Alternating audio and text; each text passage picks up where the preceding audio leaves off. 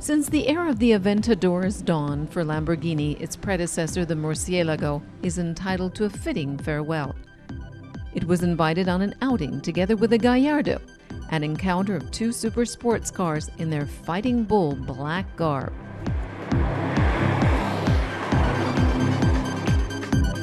Between 2001 and early 2011, the Murcielago was the alpha animal in the pack of the top breed super sports cars wearing the Bull badge.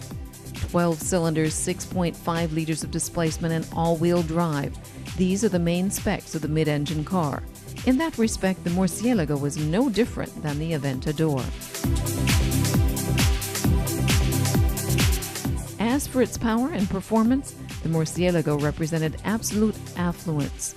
Daily use was not exactly first on the list when they developed the car.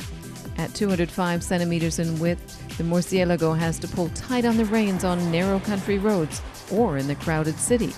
Talk about visibility inside the car, there is none. If it's too strong, you are too weak.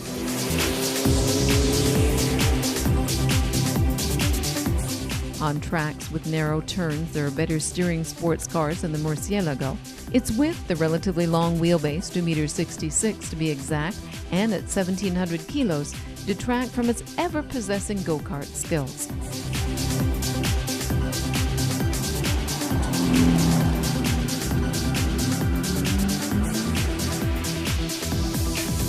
Its ceramic brakes decelerate the Murcielago like a fighter jet stopped by an arrestor hook on the deck of an aircraft carrier. The right response to negative acceleration for the surge from 0 to 100 in 3.2 seconds. Presented in 2003, the Gallardo followed the Murcielago nearly 8 years long as a shadow, not in its shadow. The mid-engine two-seater remains seductive with a V10, 5.2 liters of displacement, 560 horsepower, and all-wheel drive. More compact dimensions and 200 kilos less than the Murcielago led to a tie in terms of the dynamic quality of the two Lambos. The Lamborghini Gallardo is a multi-talented super sports car. Thanks to its compact dimensions, it handles well on narrow roads, is docile in the city, and comfortable enough for a long journey. Like the Murcielago, Lamborghini offers the Gallardo both as a hardtop coupe and a soft-top convertible. The open-top version gives you a much better chance at listening to the roar of the engine. In movie jargon, the relationship between the Gallardo and the Murcielago is like the relationship between a blockbuster to a monumental film.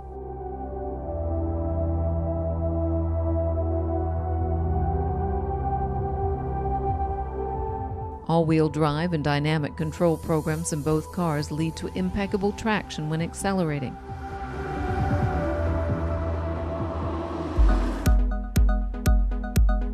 The visible kinship between the two Lambos is part of the company's strategy.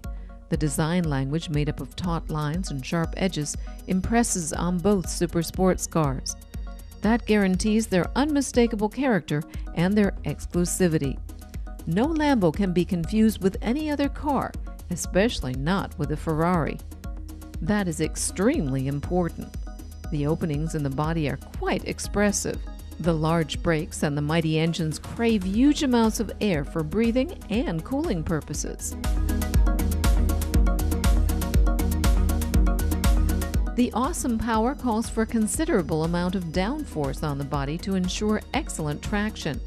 Both Lambos meet these demands without any pretentious spoilers at the front or rear. That speaks for the aerodynamic quality of the basic lines. Only at higher speeds does a spoiler come out at the back to generate even more downforce.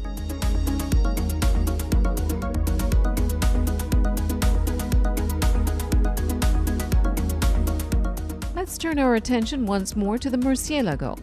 Even when stationary, the Murcielago is the benchmark for a top-class sports car. The body is less molded than sculpted. The little silhouette extends some 4 meters 60 from front to back. Whoever's looking for a bit of ergonomics, visibility, or daily usage in a Lamborghini will probably end up with the Gallardo.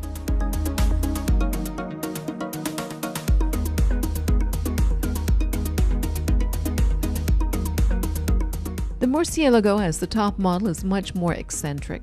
Among other things, the side openings in the C-pillar. When the engine requires an added amount of air, they extend automatically. As for the materials used, carbon fiber for the body and ceramics for the brakes, they represent the best in modern engineering. The heart of a Lambo is the engine. In both cars, the monumental works of mechanical engineering rest beneath lids of glass at the rear. These brutes just yearn to be marveled at. The Murcielago has a long tradition at Lamborghini. It counts among a number of other sports cars that became legends due to their styling and power. Its predecessors were the Miura, the Countach, and the Diablo. Whoever falls prey to the lure of a Murcielago and has saved up 300,000 euros should not hesitate to make their dream a reality. In just under 10 years of production, more than 4,000 people made the decision to take this bullish car by its horns. Only few will ever regret this decision. It's only natural that the successor, the Aventador, should be stronger, lighter, faster, and more frugal than the Murcielago. Even in building super sports cars, there's a rule: the best is the enemy of the good. Still, the Murcielago is unbeatable when it comes to excessive eccentricity. With its leaving, we also bid farewell to a tradition-packed drivetrain. Its V12 stems from the first Lambo, the 350 GT, built back in 1964. In more than 4 decades, the engineers were able to more than double the output from 280 to 670 horsepower on the 209 LP 670-4 SV. This engine was both the expression of technical genius as well as rebellion. The V12 was designed by Giotto Bizzarini, head engineer at Ferrari until 1963, and responsible for the immortal 250 GTO. Bizzarini had a falling out with Ferrari just like Ferruccio Lamborghini had. Like the brand, the engine was also the result of the rebellion against Ferrari. And until this farewell presentation of the Murcielago, nothing changed.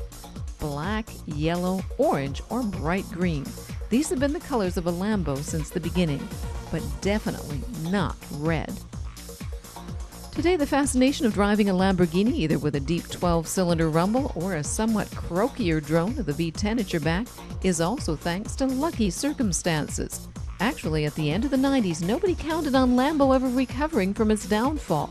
If Audi had not taken over, Lamborghini would probably have gone down in history as one of the many failed sports car labels, like Iso, Bizzarini, Baccia, or De Tomaso.